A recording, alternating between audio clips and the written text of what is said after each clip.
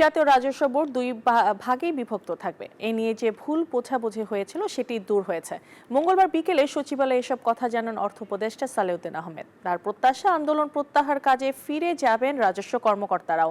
NBR সংস্কার ঐক্য পরিষদের সঙ্গে বৈঠক শেষে এসব কথা জানান তিনি। প্রায় 50 বছর বয়সী জাতীয় রাজস্ব বোর্ড এনবিআর সরকারের সার্বিক অর্থ সংগ্রহ এবং খরচের ব্যবস্থাপনা করে থাকে। তবে এই অর্ধ শতাব্দী ধরে রাষ্ট্রীয় গুরুত্বপূর্ণ সংস্থাটি ধারাবাহিকভাবেই রাজস্ব আদায়ের লক্ষ্যমাত্রা পূরণে ব্যর্থ হয়েছে। জুলাই আগস্ট পরবর্তী অন্তর্বর্তী সরকার দায়িত্ব নেয়ার পর আর্থিক খাতের নানা সংস্কারের আওতায় আসে এনবিআরও।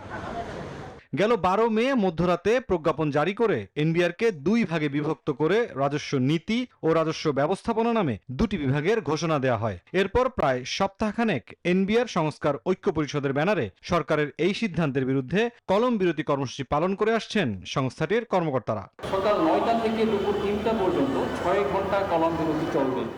অচলাবস্থা নিরসনে পূর্ব ঘোষণা অনুযায়ী মঙ্গলবার বিকেলে সরকারের 3 উপদেষ্টার সাথে বৈঠকে বসেন আন্দোলনকারীরা। বৈঠক শেষে অর্থ উপদেষ্টা জানান, বাজেটের পর প্রকাশ হবে এনবিআর পৃথকের গেজেট। গ্যাজেট করতে হলে গ্যাজেটের আগে অনেক কাজ আছে, এইটা আমি চেষ্টা করি যত তাড়াতাড়ি না বাজেট। ফলপ্রসূ আলোচনার দাবি করে অর্থ উপদেষ্টা আরও জানান, আন্দোলনকারীদের দাবির ব্যাপারে ইতিবাচক সরকার। দেশের স্বার্থে, দেশের স্বার্থে, দেশের ব্যবসায়ের স্বার্থে আমরা যেটা অনুমোদন করেছি সেটা রাখবো, কিন্তু ওদের জিনিসগুলো কিছুগুলো বিধি হোক বা যেভাবে হোক ওটা আমরা অ্যাড্রেস করতে চেষ্টা করব।